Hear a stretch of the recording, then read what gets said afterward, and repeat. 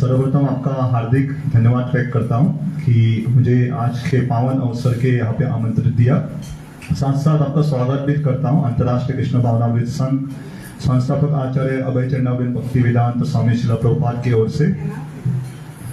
प्रभु जी ने कल फोन करने का प्रयत्न कर रहे थे तो मैं कार्यक्रम में था, उल्टा फोन करना मैं भूल गया। तो रात के 12:30 बजे मुझे मैसेज आया था।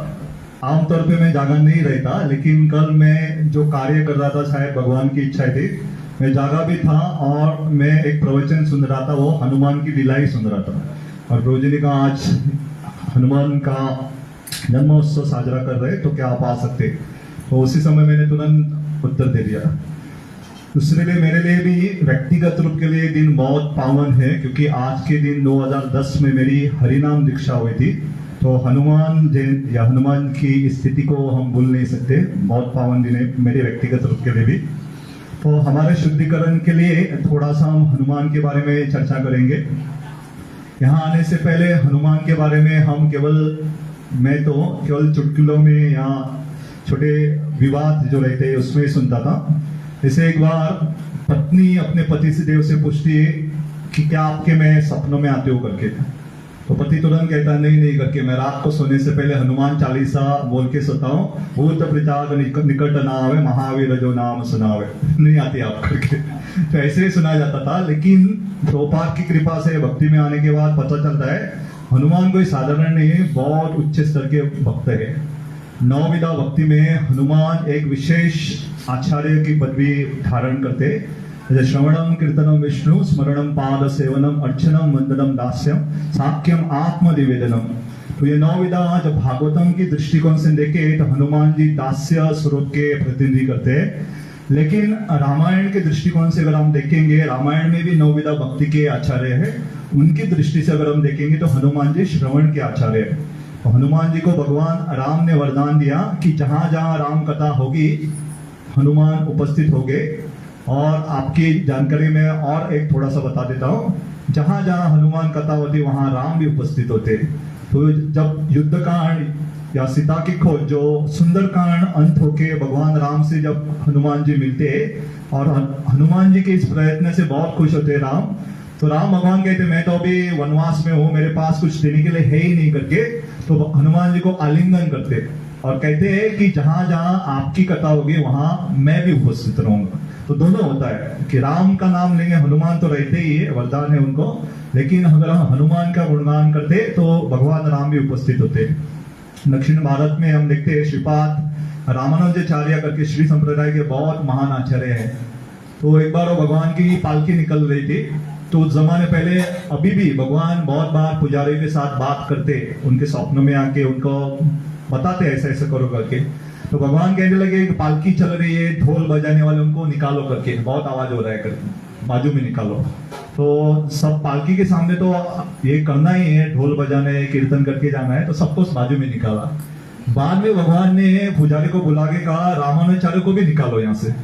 तो रामानुजाचार्य सोचने तो मैंने क्या गलती की भगवान, मुझे भी आप निकालो ऐसा कह रहे हो करके। लेकिन भगवान का आदेश है, इसलिए रामानुजाचार्य चुपचाप चले जाते हैं, दूर चले जाते हैं। अभी भगवान अकेले पालकी में जा रहे, तो भगवान ने पुजारी को बुलाया, कहा कि अभी क्या करो, मेरी स्तुति मत करो, रामानुजाचार्य की स्तुति करो। सब भक्त मिलकर रामानुजाचार्य का गुणगान करने लगे। तो भगवान भी चाहते हैं कि उनके भक्तों की स्तुति ज्यादा हो, इसलिए हम देखते हैं पूरे भारतवर्ष में, पूरे विश्व में प्रभु रामचंद्र के मंदिर से ज्यादा हनुमान जी के मंदिर है कि नहीं।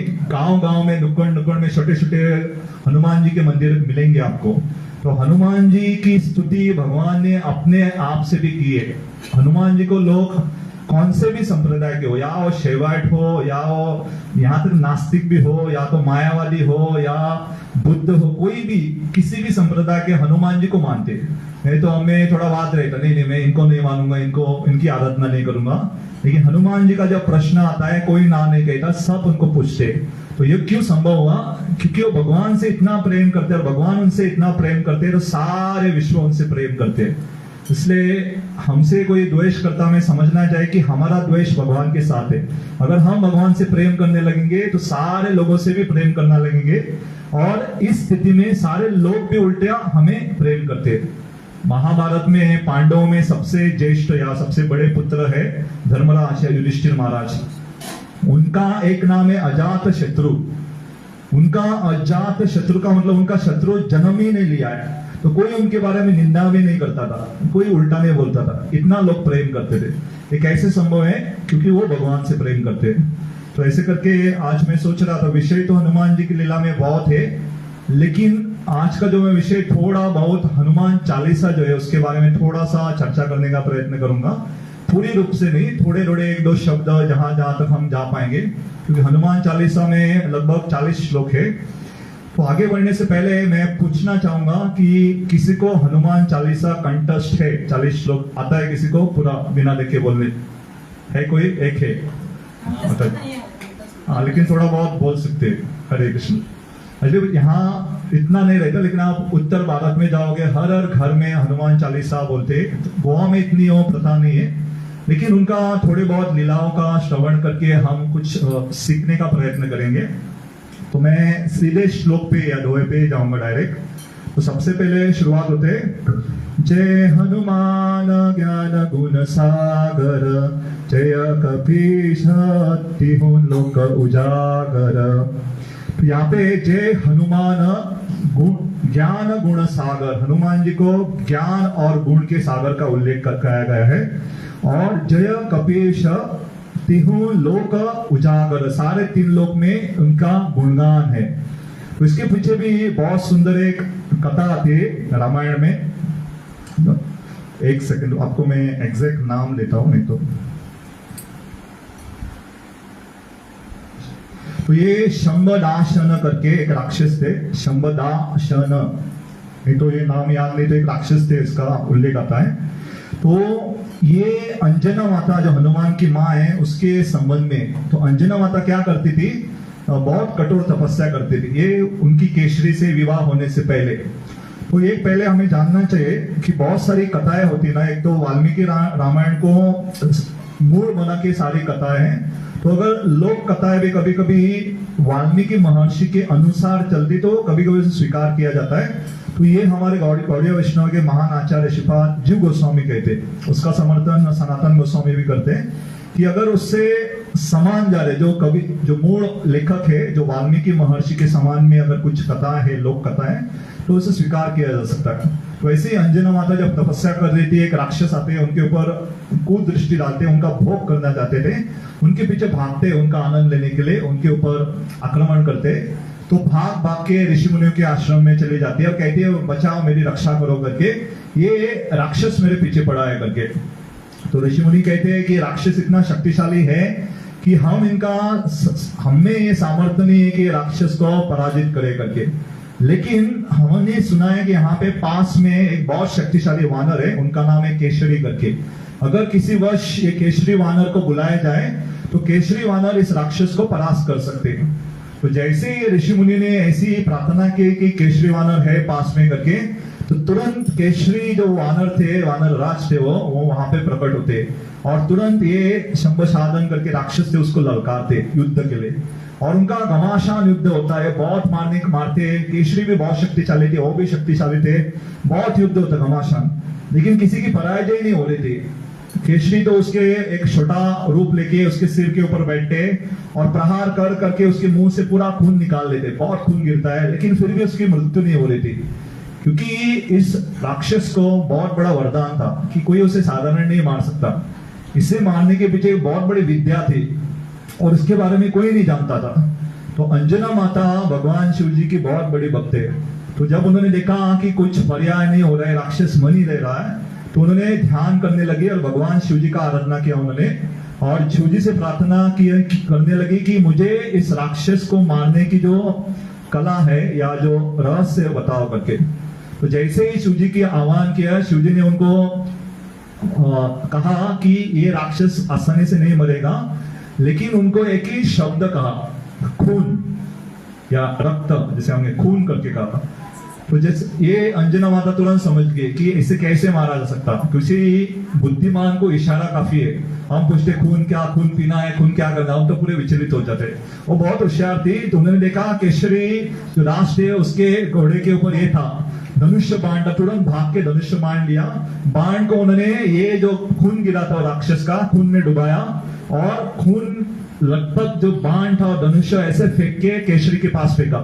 और केशरी ने भी ये नहीं पूछा ये क्या कर रहे हो बोल के, बाण के क्या करो, वो समझ जाता है कि इन्होंने खून से जो डुबाया था देख लेता है और तुरंत वो बाण लेके ऊपर ही था ना, तुरंत उसके सिर में बाण मार देता है और वहां ही उसका मृत्यु हो जाता है, क्योंकि उसकी मृत्यु उसके खून में ही थी। तो जैसे ये ऋषि मुनि सुनते हैं कि केशरी ने ऐसा इनके बड़े राक्षस का अंत कर दिया, तो उनकी जय जयकार करते हैं और ना केवल उनकी अंजना माता की भी जय जयकार करते हैं और कहते हैं कि हम चाहते हैं कि दोनों का आपका विवाह हो करके। और अभी तक उनके दोनों को एक दूसरे के प्रति आकर्षण हो गया था और स्वीकार करते। और इसी समय ये सारे साधु संत वरदान देते दोनों केशरी और अंजना माता को कि आपके आने वाले जो संतान होगी वो बहुत ज्ञानवान रहेगी, गुणवान रहेगी और 3 लोक में उनका नाम रहेगा, वो है महाबली हनुमान। तो ये साधु का आशीर्वाद है। इसलिए हम देखते हैं अजामिल की लीला में भी देखते हैं कि अजामिल को 10 संतान हुई थी, उन्होंने आखिरी जो पुत्र था उसका नाम रखा था नारायण करके। ये ऐसे नहीं रखा था, उनके गांव में एक संत आए थे जिनको ऐसे बहुत खतरनाक बीमारी हो गई थी, उसका इलाज एक पापी व्यक्ति के उच्छिष्ट बोलते उच्छिष्ट खा के उसका इलाज था। तो उन्होंने गांव में पूछा कि ये गांव में सबसे पापी व्यक्ति कौन है करके। तो किसी ने कहा ये अजामिल है करके, ब्राह्मण था, अभी वैश्या को घर में लाया है, सब मांसाहार करता है, जुआर खेलता है, अवैध स्त्री संकर सारे नियमों को तोड़ता है, ये सबसे पापी व्यक्ति करके। तो ये व्यक्ति अजामिल के पत्नी के पास जाते जो वैश्या थे पहले और कहते इनका उच्चिष्ट दे दो करके। तो पत्नी कहती आपको मालूम है आप क्या मांग रहे हो करके, इसका आप उच्चिष्ट खाओगे, बहुत पापी है करके, आप तो साधु संत दिख रहे हो। वो कहते नहीं, जैसे मैंने कहा आप करो करके। तो जैसे उन्होंने उच्चिष्ट खाया उनका जो रोग था चला गया। तो इतना खुश हो जाते साधु, उनको एक आशीर्वाद देते, कहते आपको जो आखिरी अभी जो छोटा बालक हुआ है ना उसका नामकरण नहीं हुआ था, कहते इसका नाम नारायण रखो। तो ये साधु की कृपा से, क्योंकि उन्होंने नाम छोटे बालक का नाम नारायण रखा और सबसे छोटे बच्चे को माता पिता प्रेम करते। अजामिल क्या करता, नारायण आओ, नारायण ये करो, नारायण नारायण नारायण, तो उसके अज्ञात सुकृति मिल रही थी। इसलिए कहते हैं बच्चों का नाम हमेशा भगवान के धाम से या भगवान के भक्तों से देना चाहिए ताकि अज्ञात सुकृति मिले। मेरे मामा दामोदर है, दूसरे मामा कृष्ण है, उनके जो पिताजी है रघुवीर है, तो जो भी नाम लेते भगवान के संबंध में है। मेरे दादाजी गोपीनाथ है, तो जो भी नाम लेते ना भगवान अज्ञात सुकृति प्राप्त होती है। तो अभी कभी कभी नाम रखते हैं चिंटू, मिंटू, बबलू, पप्पू, ये नाम लेके क्या फायदा होने वाला। तो हमें अगर सही में लोगों का उद्धार करना है तो नाम ऐसे रखो कि नाम लेने मात्र से क्या हो, लोगों का उद्धार हो। बिना, मैं हाल ही में पोंडा गया था, बहुत साल पहले मेरे एक मित्र हैं, तो वो मुझे पूछ रहे थे उनका लड़का जब हुआ कि क्या नाम रखो करके, उनको कृष्ण का नाम रखना था। तो मैंने नाम सुझाव के लिए नाम रख सकते, लेकिन मैं जब गया उन्होंने नाम रखा कृष्ण का गौरांगा करके। और मैंने पूछा आपको कैसे पता चला है गौरांगा कृष्ण है करके, मैंने तो नहीं बताया था।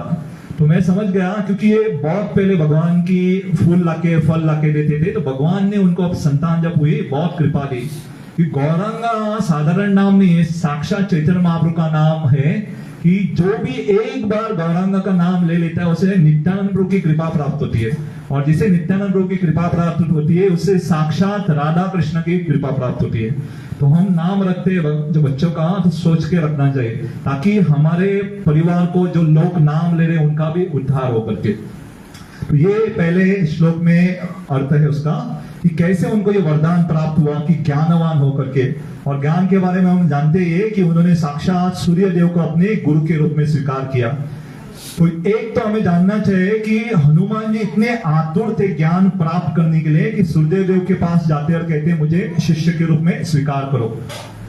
तो अगर कोई जानता है सूर्य देव एक जगह बैठे नहीं रहते, वो हमेशा भ्रमण करते रहते, पूरा परिक्रमा करते रहते। उनका रथ है, उनके सारथी अरुण है, तो ये चलते रहते और उनके रथ के ऊपर उनकी पाठशाला में 60,000 शिष्य है। तो ये सूर्य देव उनको ज्ञान देते। तो उन्होंने कहा तो ये फुल हो गया, जैसे हम कहते हैं अभी एडमिशन फुल, अभी 12वीं जाके अभी सब जगह चल रहा है एडमिशन, तो फुल हो गया। तो हनुमान जी ने कहा कि आप केवल कह दो कि आप तैयार हो, मुझे अंदर बैठने की जगह नहीं, मैं आपके साथ साथ भागूंगा और भागते भागते सुनूंगा करके। अगर आप सोचो यहाँ पे अगर मोबाइल स्कूल चल रहा है, गाड़ी में चल रहा है और बच्चों को कहा गया भागो गाड़ी के पीछे पीछे करके सुनो, ऐसे बैठ के कोई सुनता नहीं है, भाग के कौन सुनेगा? सुनेंगे क्या? हम थक जाएंगे, बीच में हम कोई पीने के लिए रुक जाएंगे। लेकिन हनुमान जी ने कहा नहीं, मैं इतना आतुर हूं ज्ञान लेने के लिए, मैं सुनूंगा करके। तो पहले वो ऐसे भाग रहे थे, तो आगे आगे भाग रहे थे, बाद में उन्हें पता चला कि मैं पीठ दिखा रहा हूं गुरु को, तो उन्हें समझ में आया कि ऐसा उचित नहीं है, गुरु को भगवान को कभी पीठ नहीं दिखानी चाहिए, तो उल्टा भागने लगे। अभी सीधा भागना ये मुश्किल है, अभी उल्टा भागना आप देखो भाग के थोड़ा संभाल के गिर सकते हैं। तो हनुमान जी गुरु का मुख देखते हुए उल्टे भागा, तो इतना वो ज्ञान के लिए लालायित थे। इसलिए कहते हैं अगर हम बहुत उत्साह से बहुत प्रेरित है ज्ञान लेने के लिए, तो भगवान वो देते हैं ज्ञान। आपके लिए मैं भी कहूं, अगर आप देखो यहाँ पे हनुमान जी है क्या नहीं दिख रहा है आपको? कौन कहता है कौन कहता नहीं है करके? ये फोटो है कहाँ पे? रथ के ऊपर, कहाँ एग्जैक्ट? ध्वज, ध्वज कपि ध्वज कहते। अर्जुन का जो रथ है उसके रथ के ऊपर जो ध्वज है उसके ऊपर हनुमान जी बैठे हुए। तो हनुमान जी है कुरुक्षेत्र के युद्ध में। तो ज्ञान का एक परिभाषा क्या होता है कि किस समय पे हमें क्या बोलना है क्या करना है वो मालूम होता है। ये भगवान की बहुत कृपा है। तो हम देखते हैं रामायण के नायक है हनुमान। बच्चों के बहुत विदेशों में यहाँ पे भी बहुत नायक रहते, शक्तिमान रहते, स्पाइडरमैन रहते, हिटमैन, हीमैन, क्या क्या मैन रहते। हमारे भी नायक है हनुमान। तो ऐसे ज्ञान का एक परिभाषा क्या होता है, कैसे कार्य करना समझ में आता है। तो जो रामायण के इतने बड़े नायक है, इतने शक्तिशाली है, उनको सेवा दे कुरुक्षेत्र युद्ध में केवल ध्वज के ऊपर बैठो, भीम जब गर्जना करेंगे, युद्ध की ललकार करेंगे, तो आप भी आवाज निकालो, कुछ करना नहीं, बैठ के केवल आवाज निकालना है। तो ये भी सेवा है। तो उन्होंने ऐसा नहीं कहा, भगवान कृष्ण अर्जुन जब संताप में गर गए, गांडी गिर गया, तो उन्होंने ऐसा अर्जुन से नहीं कहा क्या डिप्रेशन में चला गया करके, उठ मैं युद्ध करता, मैं सबको मार देता, आप बैठो करके, ऐसा नहीं कहा उन्होंने, चुपचाप बैठे रहे। इसलिए कहते अगर गुरु कहते या भगवान कहते कुछ सेवा करो करो, गुरु कहते चुपचाप बैठो चुपचाप बैठो। ऐसा होना चाहिए समर्पण, कि गुरु के लिए कुछ भी करने के लिए तैयार, अगर बैठो बैठो, करो करो। तो ये यहाँ पे, और इसलिए उनको 3 लोक में उनका गुणगान होता है, हर जगह पे उनका नाम प्रसिद्ध हुआ है। ये पहले दोहा है। सेकंड में कहा गया है, रामदूत अतुल भल धाम, अंजनी पुत्र पवन सुत नाम। ये रामदूत अतुल बल, अतुल मतलब अतुल, जिसके कोई समान बल, इतने शक्तिशाली है वो। और अंजनी पुत्र पवन सुत नाम, जैसे वो अंजनी पुत्र भी है, केशरी नंदन भी है और पवन सुत भी है। तो ये रामदूत के बारे में हम थोड़ी चर्चा करेंगे। तो हनुमान जी रामायण में शुरुआत होती है उनकी सुग्रीव दूत से, और बाद में रामदूत तक पहुंचते और आखिरी में रामदास तक पहुंचते। तो उनकी प्रगति कैसे होती है हम देखते हैं। तो सुग्रीव के साथ जब प्रस्ताव रखते हैं कि राम और लक्ष्मण को सीता की खोज के लिए मदद करेंगे, तो राम लक्ष्मण आ रहे थे सुग्रीव को मिलने के लिए। तो सुग्रीव ऋषिमुख पर्वत पे रह रहे थे, और सुग्रीव को जब पता चला इतने शक्तिशाली क्षत्रिय लेकिन एक साधु के एक वनवासी के वेश में आ रहे, तो उनको संशय हुआ। उन्होंने हनुमान जी को भेजा, देखो कौन आ रहे करके। और हनुमान जी ने अपना रूप बदल के एक ब्राह्मण के रूप में उनके सामने आते और पूछते हैं कि ये कौन है, ये कौन है। तो राम भगवान भी पूछते आप कौन हो करके। तो हनुमान जी को जब प्रश्न पूछते भगवान राम आप कौन हो करके, हनुमान जी कहते हैं कि मैं जो सुग्रीव है उनका दूत हूं करके, उनका दास हूं करके। तो राम जो सामने थे और हनुमान जी के साथ बात कर रहे थे, राम 2 कदम पीछे चले जाते और लक्ष्मण से कहते आप बात करो। तो हनुमान जी को जब लक्ष्मण कहते हैं दशरथ के नंदन है, राम है, तो हनुमान जी को स्वयं इतना बड़ा झटका लगता है। वो कहते प्रभु आप मेरे आराध्य, जो आप मेरे सामने हो, मैं पहचान नहीं पाया आपको करके। मैं बचपन से आपका नाम का जय घोष कर रहा हूं, आपका नाम ले रहा हूं, आप मेरे सामने आए लेकिन मैं पहचान नहीं पाया। तो हमारे आचार्य टीका करते क्यों पहचान नहीं पाए? सबसे पहले उन्होंने वेश बदल के आए थे, अपना रूप बदल के आए थे। इसलिए भगवान के सामने जब हम जाते हैं और अपना रूप बदलते हैं, हम कहते हैं मैं इतना अच्छा हूं करके, नहीं, भगवान के सामने हम प्रस्तुत करना, मैं ऐसा हूं करके। रूप बदलना नहीं चाहिए, गिरगिट की तरह नहीं करना चाहिए। दूसरी हनुमान से गलती हो जाती है, जब पूछा भगवान राम ने आप कौन हो करके, तो उन्होंने कहा मैं सुग्रीव का दूत हूं, सुग्रीव का दास हूं। तो राम ने कहा आप सुग्रीव के दास हो, ठीक है, जाओ फिर लक्ष्मण से बात करो, मुझसे मेरे पास क्यों आए? इसलिए जब गुरु महाराज नाम देते, दीक्षा देते, हरिनाम दीक्षा देते, हमें नाम देते, या तो भगवान या तो धाम या वैष्णव के नाम से, उसके आगे प्रभु जी है तो दास करके, माता है तो देवी दासी करके। ये क्यों दिया जाता है? क्योंकि जब कोई आपको पूछे तो हमें हमारा अस्तित्व मालूम होना चाहिए। हमें ये नहीं कहना चाहिए मैं फलाना फलाना हूं, मैं डॉक्टर हूं, इंजीनियर हूं, या मैं एमआर हूं, कोई भी ऐसा नहीं, मैं भगवान का दास हूं। ये हमारा व्यक्तिगत आइडेंटिटी है। तो हनुमान से गलती हुई थी कि उन्होंने नहीं कहा कि मैं आपका दास हूं, उन्होंने कहा मैं सुग्रीव का दास हूं, राम ने नहीं कहा। और ये प्रसंग से लगभग जब भगवान चतुर्मास होने के बाद, जब तक उनको सीता के खोज के लिए नहीं भेजा, राम ठीक से बात नहीं कर रहे थे हनुमान जी से। लेकिन इसके बाद हनुमान जी ने ऐसे बर्ताव किया कि कभी भी आगे उन्होंने एक बार भी नहीं कहा कि मैं सुग्रीव का दास हूं, कभी नहीं कहा। रावण ने जब पूछा आप कौन हो, कौशला नंदन दास है, कौशल्या के नंदन है, उसका मैं दास हूं, उसका मैं दूत हूं करके, तो आगे उन्होंने कभी नहीं कहा। तो हनुमान जी की एक खासियत है कि अगर आप ध्यान से देखोगे, उनको जब कोई पूछता है ना, अपना नाम नहीं लेते थे, कभी भी नहीं लेते। जब पूरी लंका जला के आए, किसने जलाए, नहीं कहा उसने मैंने जलाए। हम तो पहले इंस्टाग्राम पे फेसबुक पे डालते हैं ऐसे सेल्फी लेके, देखो मैं जला रहा हूं लंका को, देखो रावण वगैरह भाग रहे करके। तो हम पूरी जगह हमारा जय घोष करके, हनुमान चुपचाप थे, सारे वानर कह रहे थे हमने किया हमने किया, हनुमान ने कुछ नहीं कहा। किया किसने था? हनुमान ने। लेकिन हनुमान अपना नाम आगे नहीं रखते। तो हनुमान बहुत हमेशा पीछे रहते, हमेशा अपने अस्तित्व में दास के रूप में अपना वर्णन करते। इसलिए हमें भी, हम कुछ अगर छोटा मोटा करे भी तो हमें नहीं बताना चाहिए। कुरुक्षेत्र युद्ध में इसका एक प्रसंग आता है, हालांकि इसके संबंध में है, उसका शॉर्ट फॉरवर्ड करता है या फास्ट फॉरवर्ड कर देता हूं कि कर्ण युधिष्ठिर महाराज को युद्ध में हरा देता है एक बार, और युधिष्ठिर महाराज इतना खटास हो जाते हैं कि तंबू में जाके रोने लगते हैं कि क्या करके। और कर्ण ने कुंती महारानी से वचन दिया था कि आपके 6 पुत्र में से 5 पुत्र जीवित रहेंगे, या तो अर्जुन मरेंगे या मैं मरूंगा, बाकी पुत्रों को मैं मारूंगा नहीं करके। तो युधिष्ठिर महाराज को मारते नहीं हुआ। तो युधिष्ठिर महाराज इतने दुखी थे, तो अर्जुन भाग के आते, युधिष्ठिर महाराज से पूछते क्या हुआ करके। युधिष्ठिर महाराज बिना पूछे अर्जुन को आलिंगन करते और कहते वाह वाह आपने कर्ण को मार दिया करके, बहुत खुश हुआ करके।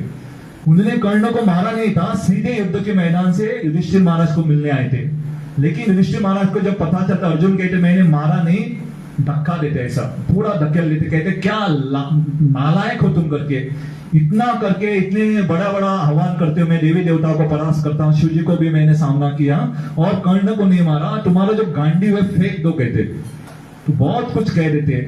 तो अर्जुन ने मन ही मन एक प्रतिज्ञा ली थी, उसके बारे में कोई नहीं जानता था। उन्होंने प्रतिज्ञा ली थी अगर कोई कहता है गांडी को फेंक दो उसे मार दूंगा करते। तो अर्जुन भाग के जाते, तलवार लेके आते और युधिष्ठिर महाराज को मारने के लिए आते। कृष्ण पीछे पीछे भागते, अरे हम युद्ध कर रहे कौरवों के साथ, आप युधिष्ठिर को मार रहे हो, हमें युधिष्ठिर को नहीं मारना है, दुर्योधन को मारना है करके। तो कृष्ण उन्हें कहते हैं क्या समस्या क्या है वो बताओ करके, तो हम उसका उपाय बताएंगे। तो अर्जुन कहते हैं नहीं मैंने प्रतिज्ञा ली थी करके कि जो भी मेरे गांडे को फेंक दो बोलेगा मैं क्या करूंगा, मार दूंगा। तो कृष्ण कहते इतना ही नहीं, तो ठीक है करते, किसी को मारने के लिए शास्त्र और उपाय बताते कि किसी वरिष्ठ व्यक्ति को मारना है ना तो उसका निंदा करो, उसका अपमान करो। इसलिए जब छोटे बच्चे या कोई भी हम किसी को तिरस्कार करके अपमान करते उससे मारने के समान ही। तो हमें बहुत सावधानी से हमारे वरिष्ठों के साथ बात करनी चाहिए, क्योंकि उसके मारने के समान रहता है। शास्त्र कहते हैं अगर किसी का अपमान करते हैं तो उसको मारने के समान आपको पाप लगता है। तो तुरंत अर्जुन से युधिष्ठिर महाराज का पूरा खोल देते चिट्टा, आपकी वजह से हमें, आप जुआ खेले इसलिए सब ये होगा, आपकी वजह से ये होगा, सब निकाल लेते। और बाद में कहते मुझसे माफ करो, मुझसे बहुत बड़ी गलती हुई कि मैंने आपका ऐसा अपमान किया। अभी दूसरा नियम क्या है, अगर कोई बच्चा छोटा वरिष्ठों का अगर अपमान करता है तो उसे आत्महत्या करनी चाहिए। तो अर्जुन कहता अभी मैं उससे मारूंगा नहीं, अभी मैं मर जाता हूँ। कृष्ण कहते रुको रुको, क्यों मरने तुलने पे तैयार हो करके, रुको करके, शास्त्र के नियम ध्यान से पढ़ो। तो अगर किसी को अपने आप को मारना है तो कृष्ण कहते खुद की स्तुति करो। तो अर्जुन कहता है मैं तो इतना शक्तिशाली हूं, मेरे पास तो गांडीव है, मैं तो शिव जी को भी ये युद्ध में सम्मान दिया था, मैंने देवी देवताओं के लिए युद्ध किया। तो फला फला अपनी गुणगान करते रहते, मैं इतना शक्ति, मैंने बिना देखे नीचे केवल जब मछली को घूमते हुए द्रौपदी को जीता था, सब गुणगान करता है। तो अगर कोई खुद का गुणगान करता है तो स्वयं या आत्महत्या करने के समान ही है। तो जब ये हमारे एक भक्त कह रहे थे, तो आज के आधुनिक जग में आप देखोगे फेसबुक हो या इंस्टाग्राम में हो, या जब हम खुद की गुणगान करते हो, क्या है सही में आत्महत्या ही है कि हम कहते हैं मैंने ये किया, मैंने वो किया, मैंने ये किया। क्या पढ़ा है लोगों कुछ पढ़ा ही नहीं आपने क्या किया करके। तो सही में क्या किया, हमें क्या बोलना चाहिए, भगवान की सेवा, भगवान को समक्ष लाने में लोगों की कितना मदद करे, वो सही में सेवा रहती। बाकी तो लोग याद भी नहीं रखेंगे, थोड़े साल बाद लोग कोई याद भी नहीं करेंगे। तो हनुमान जी ऐसा नहीं करते थे। तो ये इसलिए, और एक ये विषय आया इसलिए मैं यहाँ पे और एक मुद्दा कहना चाहूंगा। अगर किसी को भी अपने पुण्य, मैं वापस कहूंगा, अगर किसी ने भी कुछ पुण्य किए है और किसी को वो पुण्य का नाश करना है, तो अपने मुंह से उस पुण्य जो भी कार्य किए बोलते रहो, मैंने ये किया, मैंने ये किया, बताया प्रभु जी मैंने ये किया, बताया माता जी मैंने उस दिन ये किया, ऐसे बोलते रहो, सारे पुण्य गायब होते रहेंगे। तो अनजाने में अगर किसी को करना है, इसलिए कहते हैं ये हाथ से दिया हुआ कार्य, किया हुआ कार्य ये हाथ को भी मालूम नहीं होना चाहिए। यहाँ तक प्रभु जी है तो अपनी उनकी पत्नी को भी मालूम नहीं होना है, पत्नी ने किए हुए कार्य, अच्छे कार्य पति को भी मालूम नहीं होने चाहिए। ऐसे गुप्त कार्य करने तो उससे फायदा प्राप्त होता है। तो जब हम बताते रहते तो ठीक है, किसी को पता चला, जो मैनेजमेंट रहते उनको पता चलता है, लेकिन सबको बताते फिरते नहीं रहना चाहिए। तो सारे जो हमारे पुण्य रहते हैं गायब हो जाएंगे। तो ये दूसरा हनुमान का जो सफर शुरू हुआ था, एक सुग्रीव का दूत करके उन्होंने कहा, बाद में उन्होंने कहा मैं राम का दूत बन के गए, लेकिन लंका से जब आए हैं तो राम का दूत नहीं, राम के दास बन के आए हो। और एक बहुत सुंदर लीला होती है। भगवान राम कहते हैं मैंने कहा था लंका जाके सीता कहाँ है वो खोज के आओ, आपने तो पूरी लंका जला डाली करके। ये बहुत सुंदर वार्ता है। श्री संप्रदाय के आचार्य इसके ऊपर टीका करते हैं कि भगवान राम मुस्कुरा रहे थे क्योंकि राम को मालूम था क्या है करके। तो हनुमान जी ने कहा मैंने मारा, मैंने कब लंका जलाई करके, मैंने तो लंका जलाई नहीं कहा, सब जो किया आपने किया करके। तो राम कहते मैंने कहा किया, मैं तो यहाँ पे आराम से बैठा हूं, आप गए आपने लंका जलाई। तो हनुमान जी राम को बताते कैसे राम ने लंका जलाई।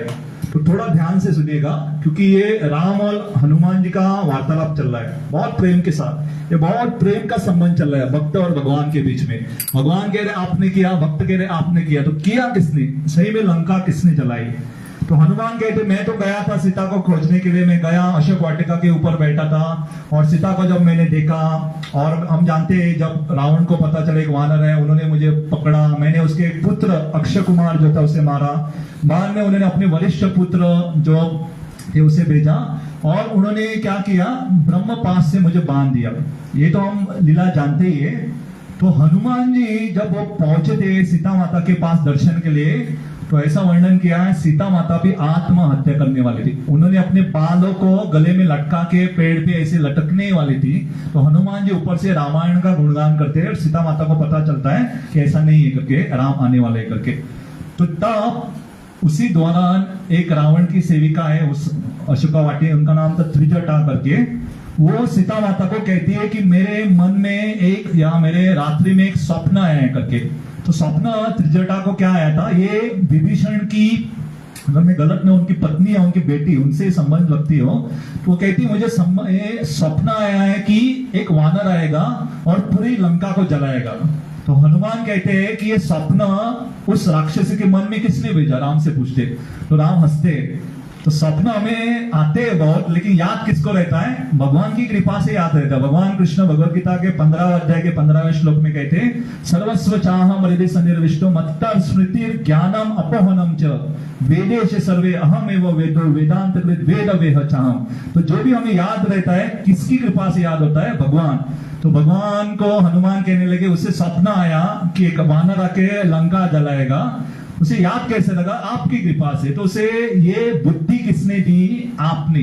तो फिर भी मैं कंफर्म करना चाहता था कि ये नहीं होना, इसलिए जब ये ब्रह्म पाश बाना, मेरे हाथ तो बांधे हुए थे, तो मैं बहुत खुश था, मेरे हाथ तो नहीं चल रहे थे।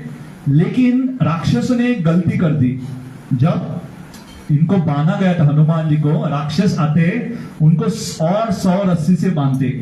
ऐसे कहते हैं ये जो ब्रह्म पाश रहता बहुत शक्तिशाली है, लेकिन उसका नियम क्या है? अगर ब्रह्म पाश से किसी को बांधा गया है और कुछ वस्तु से नहीं बांधना चाहिए। तो जैसे ये 100 रस्सी बांधी, ब्रह्म पाश गायब हो जाता है।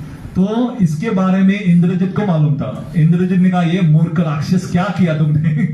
लेकिन वो चुपचाप रहे। अभी रावण को बता नहीं सकते कि सबको मालूम था कि हनुमान जी अपने स्वयं की इच्छा से बन के जा रहे हैं। हनुमान जी को भी मालूम था। हनुमान जी को ब्रह्मा जी ने वरदान दिया था कि कोई भी अस्त्र उसके ऊपर काम नहीं कर सकता ज्यादा देर के लिए। तो हनुमान जी को मालूम था ब्रह्म पाश ज्यादा समय के लिए नहीं काम करने वाला है, और 100 रस्सी को हनुमान को तोड़ना क्या बड़ी बात, ऐसा करके तोड़ सकते थे। तो वो गए राम के पास। तो वहां पे भी हनुमान ने तोड़ा नहीं रस्सी को, चुपचाप खड़े रहे, उनको बैठने के लिए नहीं दिया, अपनी जो पूछ थी उसके ऊपर बैठे, सब कुछ।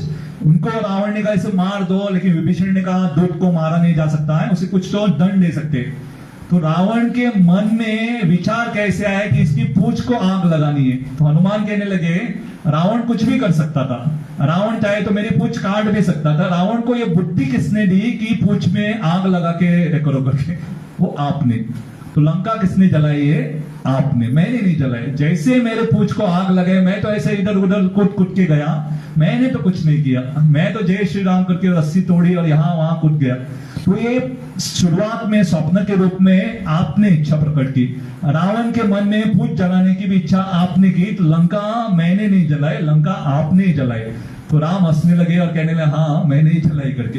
तो हमारे लिए हनुमान ने, लेकिन हम जानते हैं जो शुद्ध भक्त रहते ये भगवान के इच्छा अनुसार काम करते, उनको मालूम है क्या करना क्या नहीं करना करके। तो ऐसा उनको कहा गया था केवल संदेश लेके आओ और पूरी लंका का नाश करके आते। ये दूसरे रामदूत में भी और एक आगे जाएंगे हम। तो ये तो हम जानते हैं उनको अंजनी पुत्र पवन सुत नाम, ये अंजनी के पुत्र है, केसरी के पुत्र है, पवन के भी पुत्र है। तो हमें अगला लेता हूं ताकि इसका संबंध अगले से भी है। महावीर विक्रमा बजरंगी कुमति निवार सुमति के संगी। यहाँ पे भी उनको एक बजरंगी करके, जब हम लोगों को कहते बजरंगी, लोगों को बजरंगी भाईजान याद आते, लेकिन हनुमान ये मूल बजरंगी है। तो ये कैसे उनको नाम पड़ा, ये बड़ी लीला है। हम जानते हैं कि अंजनी माता जब पर्वत पे रहती थी तो गुफाओं में उन्होंने क्या कहा, इनको छोटे हनुमान थे, उनको कहा कि जो भी लाल दिखता है ना वो फल है, वो खा सकते हैं करके। तो वो चली गई, और हनुमान जी जब सुबह हुई तो उनको लाल लाल, जब सूर्य उदय हो रहा था तो सूर्य दिखा लाल लाल था करके।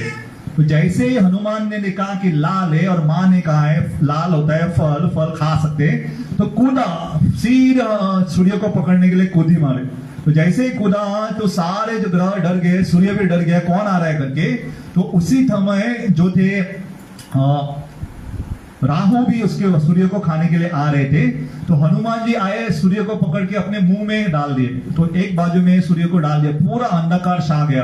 राहु आए और सोच रहे गए सूर्य कहाँ गए, तो हनुमान जी ने कहा काला फल है करके उसे भी दूसरे तरफ डाल दिया। तो समाचार पहुंच गए इंद्र के पास कि सूर्य को कोई एक वानर आके निगल गया करके।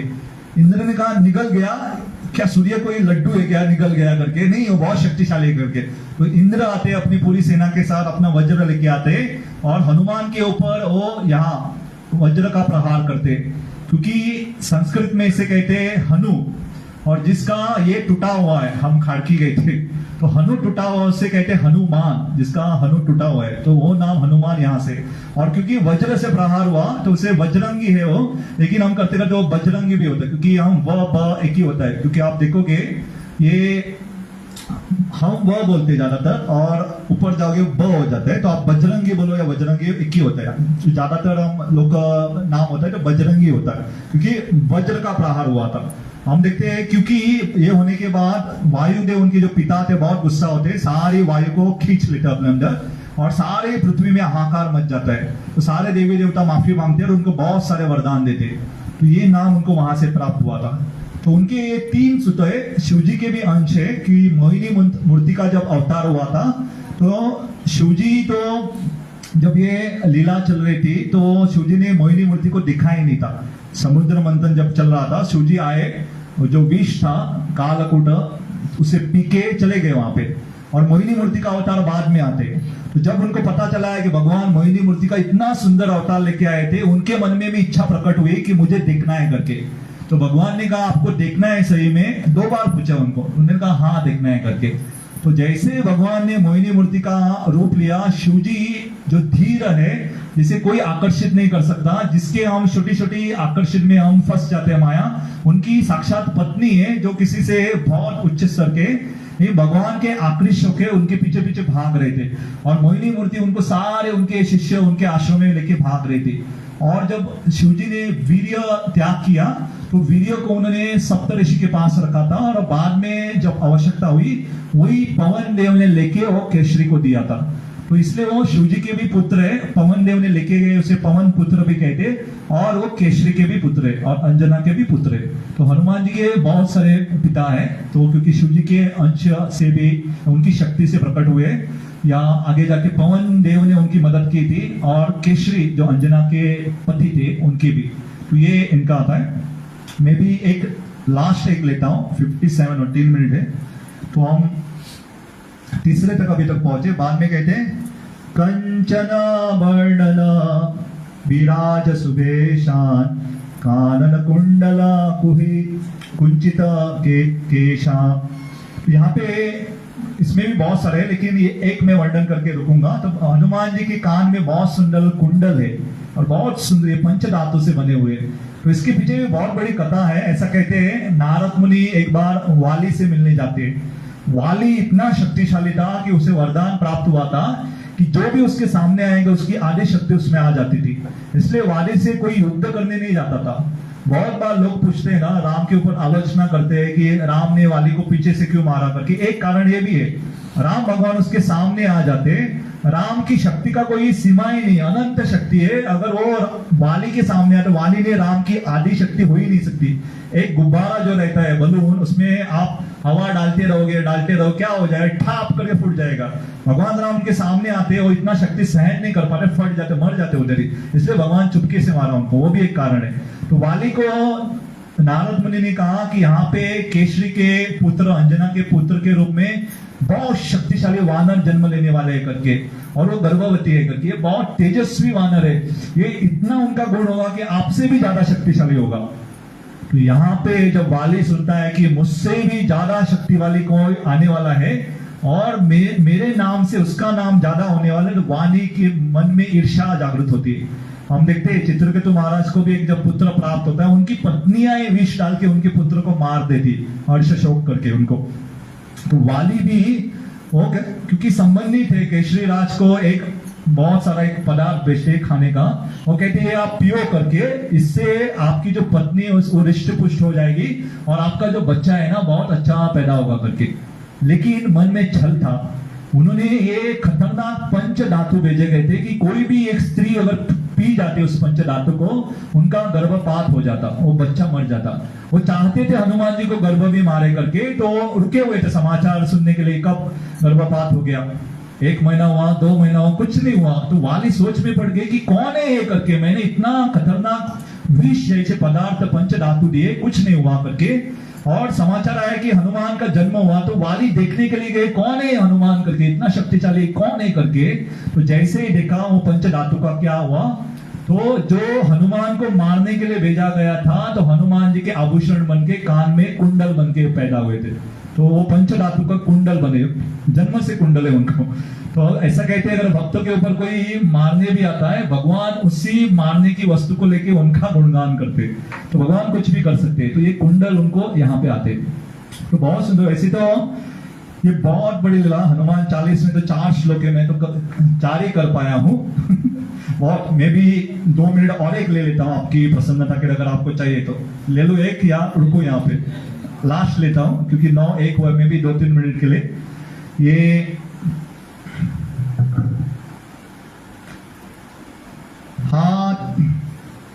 हाथ वज्र और ध्वज विराजे, कांधे मुंज जनो सांझे। तो ये यहाँ पे ध्वज, तो जैसे मैंने ये कहा, इसका भी ये श्लोक में उल्लेख आता है। तो ये यहाँ पे मैं चाहता था इसके ऊपर थोड़ा बोलो करके, भगवान ने मुझे वापस याद दिला कि ये भक्तों के लिए बहुत आवश्यक है। थोड़ा ध्यान से सुनिएगा क्या है इसका करके। तो अगर आप देखो, जैसे मैंने कहा था ना, रामायण में हनुमान बहुत बड़े नायक थे, इतने बड़े पराक्रम किया, उनका इतना यश हुआ, इतना गुणगान हुआ। लेकिन यहाँ पे लीला कैसे होती है कि द्वारका में एक बार कृष्ण और अर्जुन टहल रहे थे, तो ऐसे समुद्र के तट पे टहल रहे थे। तो अर्जुन के मन में एक संदेह आ जाता है, क्योंकि बचपन से रामायण सुन रहे थे, सुनते सुनते कभी कभी हमें डाउट, संदेह आता है।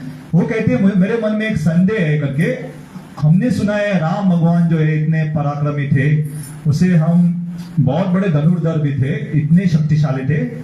तो मेरे मन में ये संदेह, इतनी शक्ति थी तो उन्होंने पत्थरों का जो सेतु है, पुल क्यों बनाया करके, इतनी शक्ति थी उसमें, तो आराम से बाण मान के भी सेतु बना सकते थे ना, तो ऐसा क्यों नहीं किया करके।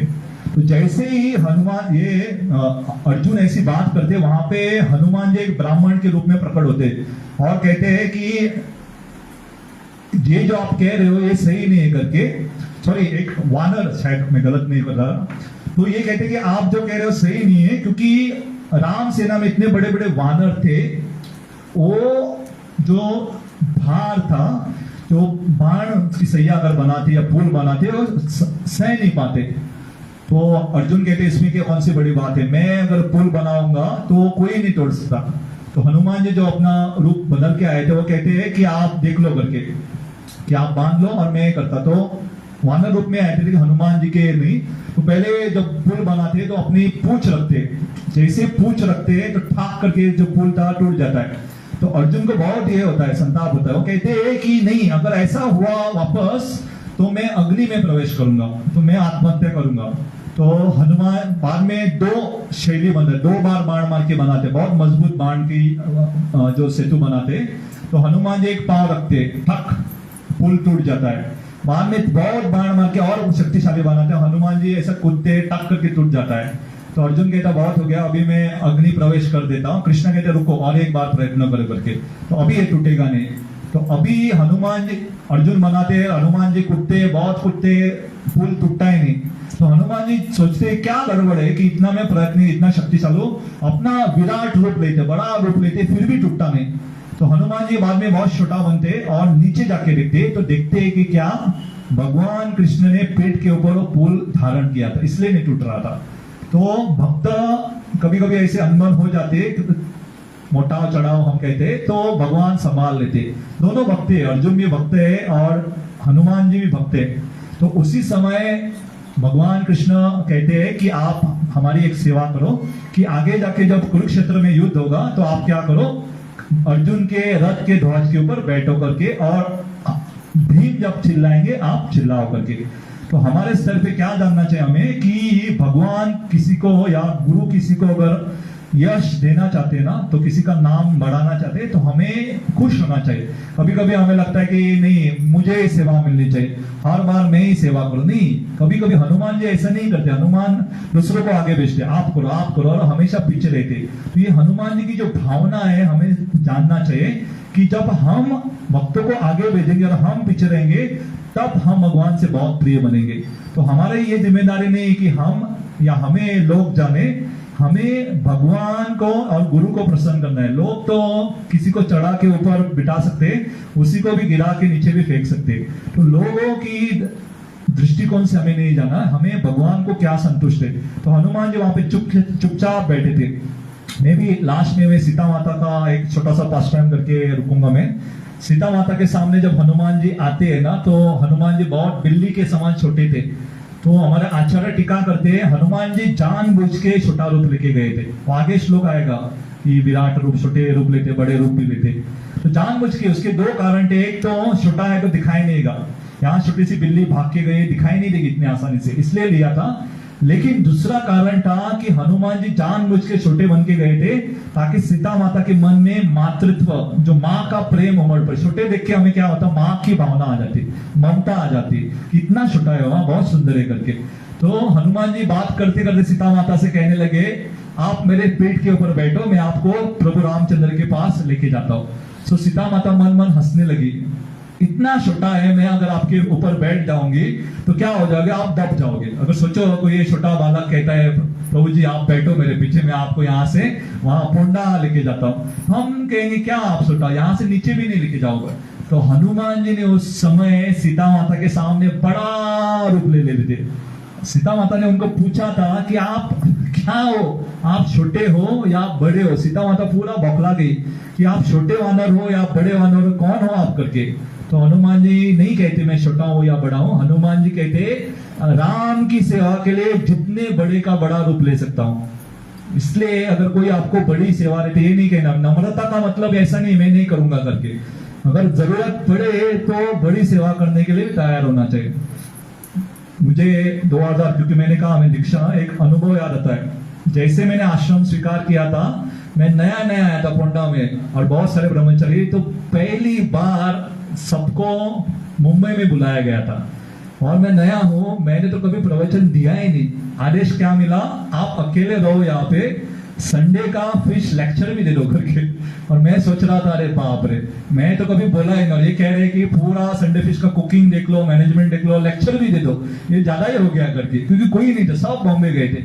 लेकिन ये जो दृष्टि है कि गुरु जब आदेश देते, वरिष्ठ कुछ देते, विद इंस्ट्रक्शन कम एम्पावरमेंट, शक्ति भी दे देते और बैठ के दिया भी मैंने। ऐसा नहीं कि हमें कुछ ज्यादा मालूम है, लेकिन ये तत्व जानना चाहिए कि बड़ी सेवा आती है तो ना बोलना ही नहीं चाहिए, कर देना चाहिए, क्योंकि गुरु आपको दे रहे, वरिष्ठ आपको दे रहे, क्योंकि आपके ऊपर विश्वास है। अगर आप ना बोलोगे और किसी को मिल जाएगी, तो वो आपकी जो विश्वास है गुरु आपके प्रति, वो चला जाएगा। इसलिए जब भी सेवा का अवसर प्राप्त होता है, ना नहीं बोलना चाहिए, प्रयत्न करना चाहिए, लेकिन सेवा करके अहंकार भी नहीं होना चाहिए। देखो मैं इतना बड़ा कर रहा हूँ, ये देखो आता रहता, कुछ करता ही नहीं चाहिए, देखो कुछ करता ही नहीं, मैं देखो रोज मंगलवार के दिन आके सेवा करता रहे, वो अहंकार नहीं रखना चाहिए, क्योंकि थोड़ा सा भी अहंकार आए तो भगवान पूरा चकनाचूर कर देते। तो आपका मैं धन्यवाद व्यक्त करूंगा। तो ऐसे तो बहुत सारी लीलाएं, तो आप ध्यान से सुने इसलिए। तो श्री हनुमान जी की जय, तो श्री राम सीता लक्ष्मण हनुमान की जय। हरि बोल।